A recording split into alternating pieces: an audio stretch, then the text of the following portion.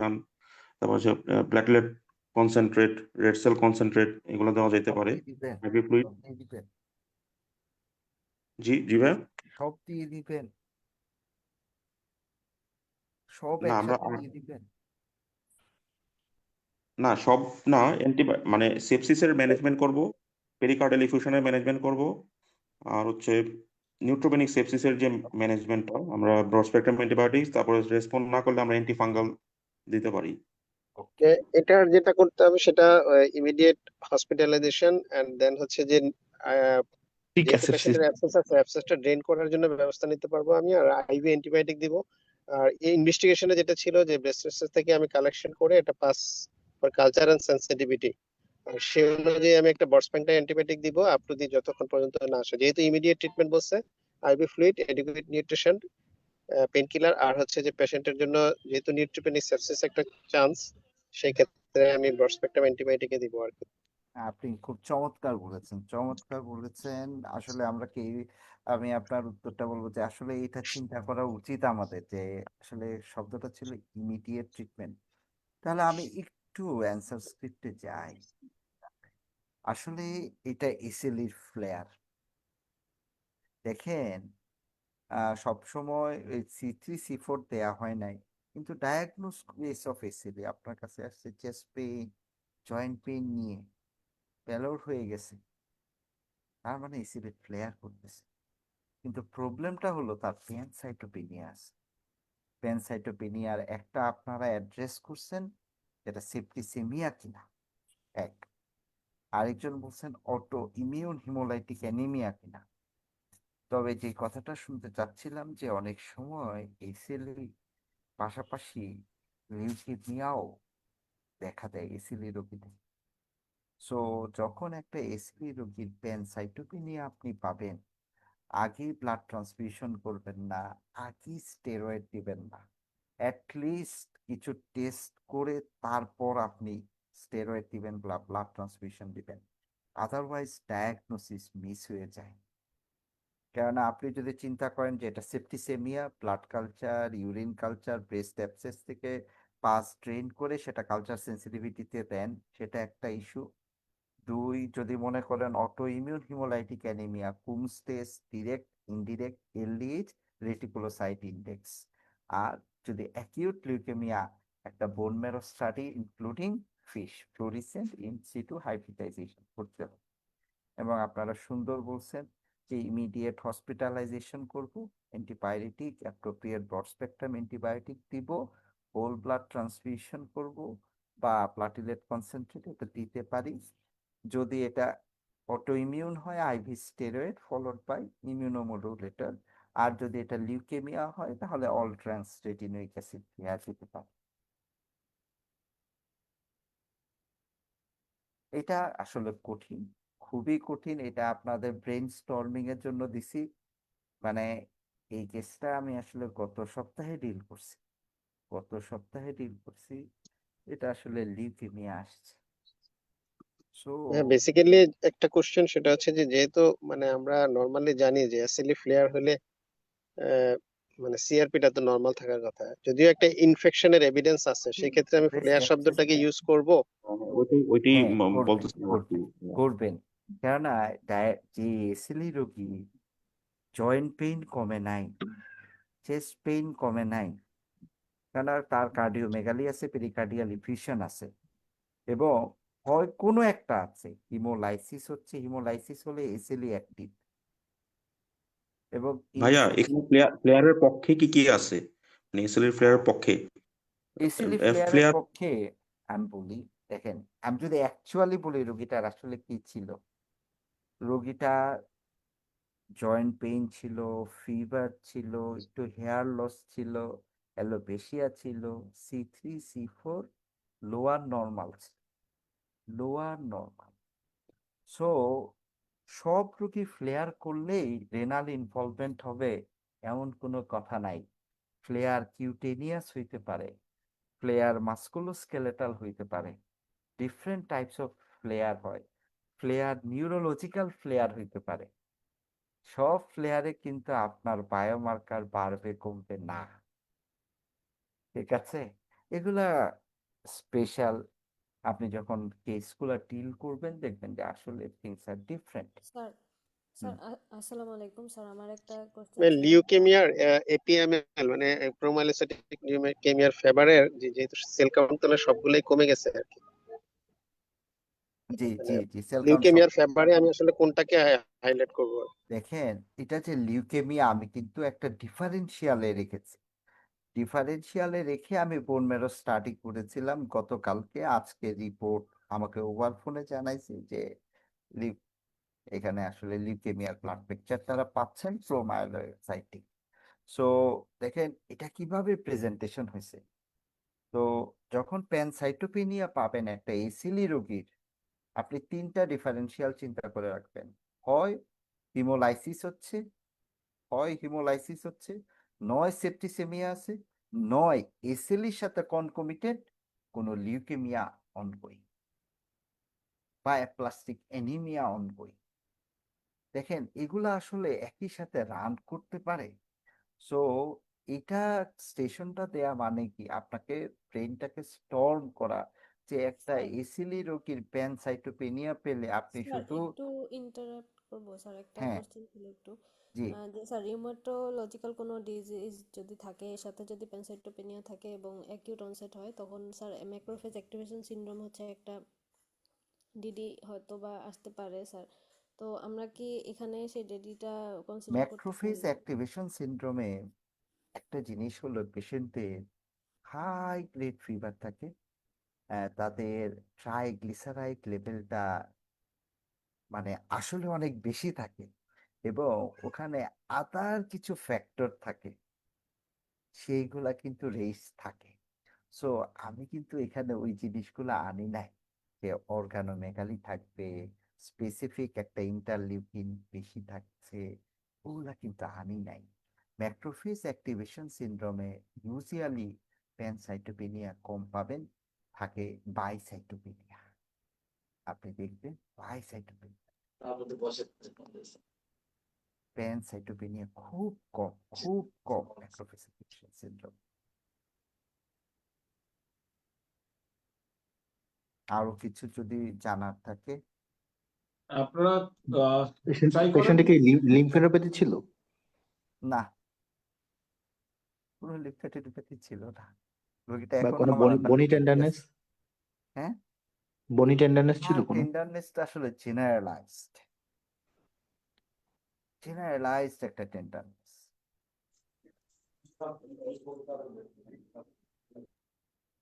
Hello, হ্যাঁ জি, জি আমার একটা কোয়েশ্চেন ছিল যে মানে এই পেশেন্টটার তো non case of SLE yes. Drug induce ধরনের ফিচার নিয়ে আচ্ছা, আসতে পারে? হ্যাঁ আসতে পারে ভাই। যদি এই রোগীটা ধরেন এমএমএফ পাইতো বা জি জি, সাইক্লোফসফামাইড পাইতো বা রাইট, এজাথায়োপ্রিন পাইতো হাইয়েস্ট জি পসিবল ডোজে, তাইলে এইটাও কিন্তু একটা পসিবিলিটিস, এটাও জি, কিন্তু আমি একটা ওইটাই চিন্তা করছি। ড্রাগ ইনডিউস যদি ইমিউনোসাপ্রেসিভ কন্ডিশন হয় তাহলে তো এই ধরনের কন্ডিশন গুলো হ্যাঁ, অ্যারাইজ করতে পারে। এবং বোন মেরোকে সাপ্রেস সবচেয়ে বেশি করে কিন্তু অ্যাজাথায়োপ্রিন। এটা আমরা হয়তো অ্যাজাথায়োপ্রিন, রাইট। অনেকেই খেয়াল করি না, কিন্তু বোন জি মেরোকে খুব মেজর সাপ্রেশন করে অ্যাজাথায়োপ্রিন। সাইক্লোফসফামাইড কম, জি এমএমএফ কম, অ্যাজাথায়োপ্রিন অনেক বেশি। মানে এই স্টেশনটা আসলে আমি আপনাদের সাথে ডিসকাস করলাম যে আপনারা কিভাবে চিন্তা করেন, এইটা একটা প্যানসাইটোপেনিয়া আসলে কিভাবে চিন্তা করবেন আর কি। জি, ঠিক থ্যাংক ইউ। আছে, জি থ্যাংক ইউ। আমি পরবর্তী স্টেশনে যাচ্ছি ভাই।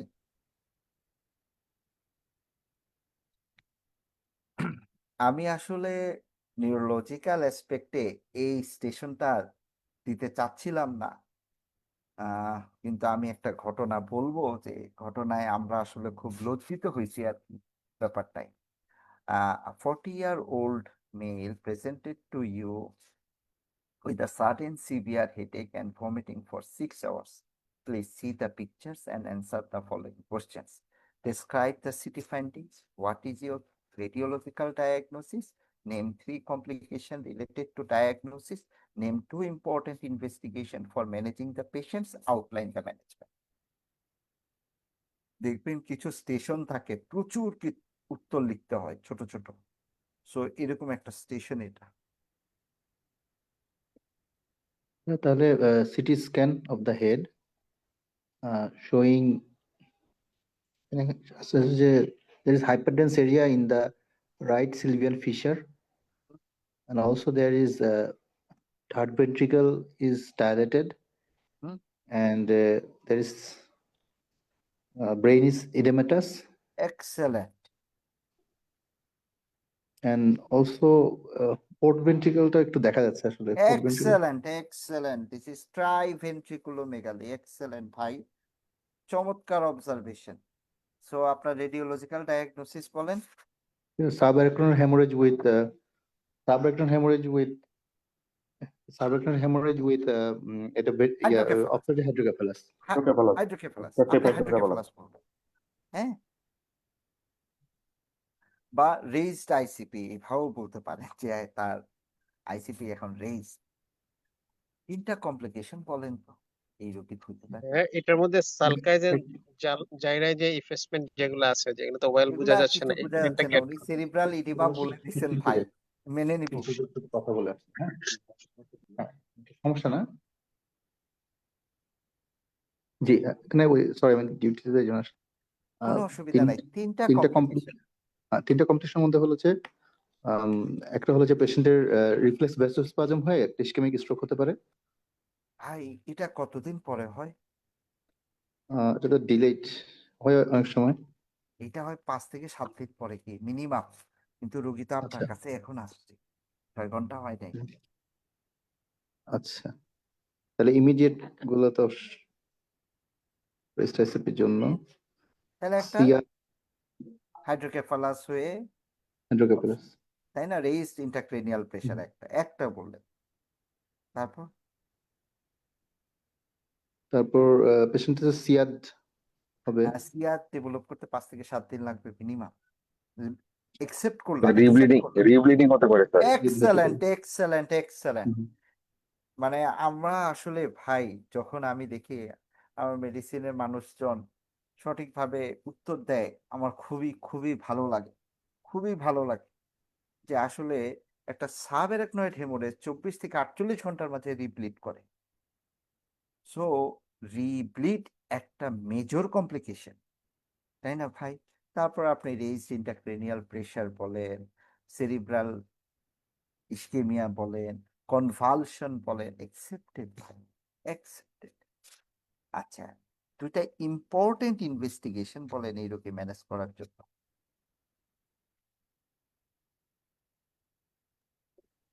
সিটি আর এমআরআই এনজিওগ্রাম করতে হবে স্যার।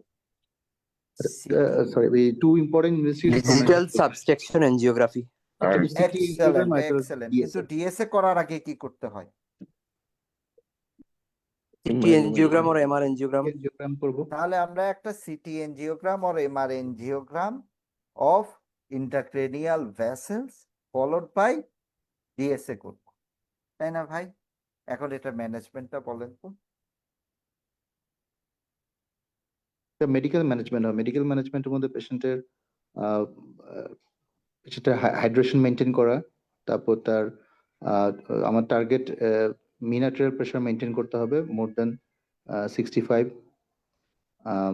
সাথে হলো যে পেশেন্টের ফ্লুইড নিউট্রিশন, আর সাথে হলো যে ওনাকে আমরা নিমোডিপিন দিব, কিছু মেডিকেল ড্রাগ দিব, নিমোডিপিন দিব ওনার রিফ্লেক্স ভেসোস্পাজমটাকে প্রিভেন্ট করার জন্য।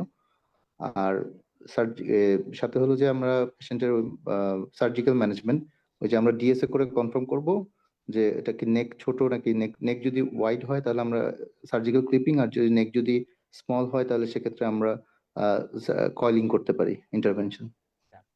আমি আপনার সাথে একমত, কিন্তু সাবঅ্যারাকনয়েড হেমোরেজের যদি আমি ট্রিটমেন্ট বলি, তাহলে আমরা প্রথমেই বলবো টু সিকিউর দ্য অ্যানিউরিজম। মানে কি?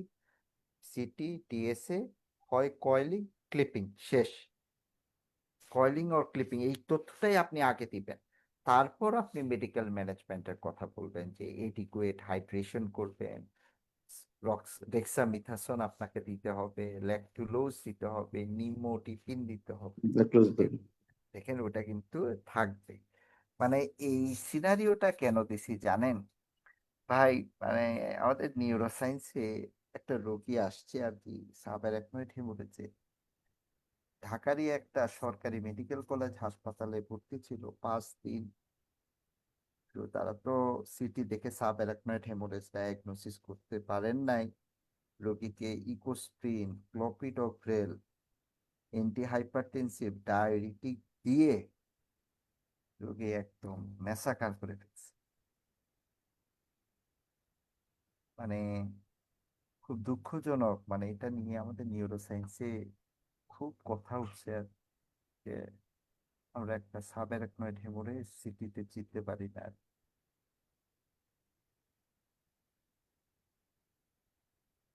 আপনারা মোটামুটি সবই উত্তর দিয়েছেন, তবে এখানে আরেকটা উত্তর দিলে আমি খুব খুশি হতাম, কেননা এখানে আমাদের ডায়াগনোসিসে অবস্ট্রাকটিভ হাইড্রোকেফালাস আছে, তাই না? এখানে যদি কেউ ইভিটির কথা বলতেন খুব ভালো হইতো। ঠিক আছে, তো মোটামুটি আপনারা সবকিছুই বলেছেন। দেখেন এখানে অনেক কিছু আছে, অনেক অপশন গুলো আছে, তাই না? এবং আমি কিন্তু ঠিকই hospital admission, coiling or clipping of aneurysm, external ventricular diversion, adequate hydration, আমি এই কথাগুলো রেখেছি। সো এরকম বড় স্টেশন থাকলে দ্রুততার সহিত লেখার চেষ্টা করবেন। তবে কেউ যদি বলতে পারেন যে এটা সিলভিয়ান ফিশারে হয়েছে, ব্লাডটা যেহেতু হাইপার ডেন্সিটি আছে, সো এমসিএ নিউরিজম থাকার সম্ভাবনা বেশি, একটু চমৎকার হবে।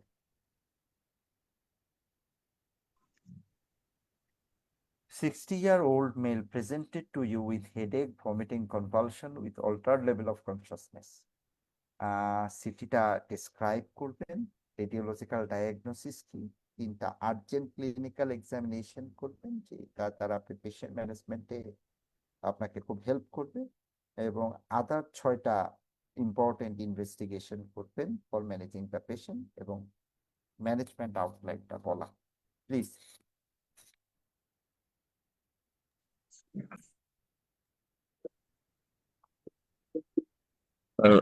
Axial CT scan of the head showing there is a convex hypertensive structure involving the left parieto-temporal occipital region, and also a hypotensive structure involving the front parietal region. There is a midline shifting and compression of the ventricle. That is very interesting. So, sir, my radiological diagnosis is acute on chronic subdural hematoma. ওকে, এটাই তাই তো?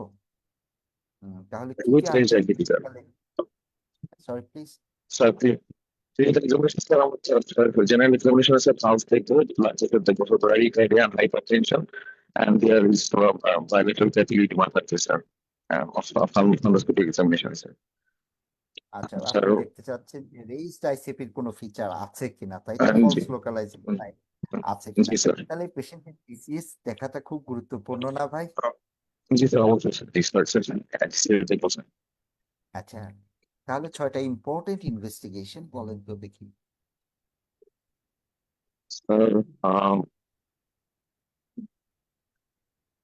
investigation, routine কিছু investigation করবো, sir, যেমন serum creatinine, serum electrolytes, আর sir full blood count, sir, আর sir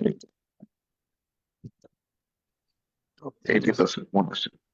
আর মনে আসছে না। দেখেন জি, স্যার। এই সিটি স্ক্যানে আর কেউ কোনো এক্সট্রা একটা অবজারভেশনের কথা বলবেন, যেটা ইনভেস্টিগেশন এন্ড ম্যানেজমেন্টে ইম্পর্টেন্টলি অ্যাড্রেস করতে হবে? ভেন্ট্রিকুলোমেগালি শিফটিং আছে, আছে স্যার, ভেন্ট্রিকুলোমেগালি, মিডলাইন শিফটিং। ভেন্ট্রিকুলোমেগালি, এক্সেলেন্ট, দেখেন মিডলাইন শিফটিং আছে, তাই না? এবং অলরেডি হাইড্রোকেফালাস ডেভেলপ করে গেছে আনডাউটেডলি। অক্সিপিটাল রিজনটা ফ্রি, কিন্তু অ্যাকচুয়ালি প্যারাইটো, আর যদি বলেন প্যারাইটো ফ্রন্টাল লোব এফেক্টেড, টেম্পোরাল না। সো এই রোগীর আসলে কি করতে হবে যদি ম্যানেজ করতে যাই? বারহোল অপারেশন।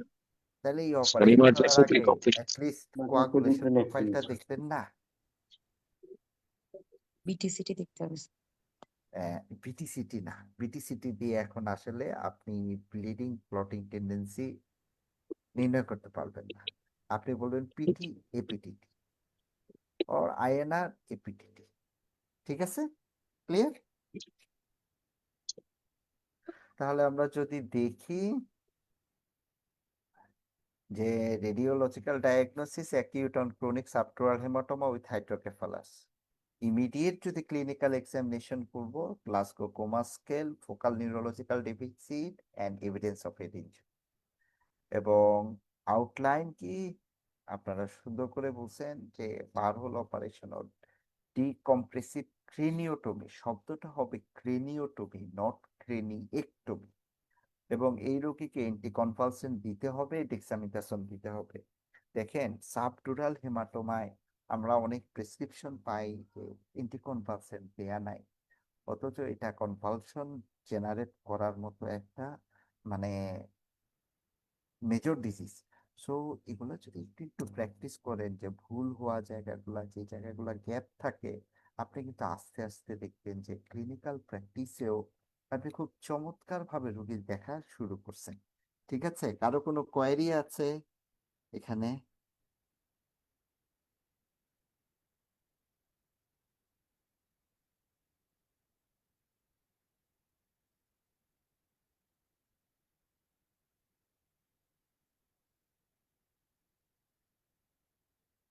কেউ কিছু বলতে চাইলে বলতে পারেন, যদি কোনো কোশ্চেন থাকে আপনাদের। হোপফুলি ক্লিয়ার সবার কাছে। এক্সেলেন্ট। আচ্ছা, 60-year-old male presented to ER with an acute confusional state. Examination revealed overweight, cold periphery, hypotension, slow heart rate, distended bladder, and diminished breath sound.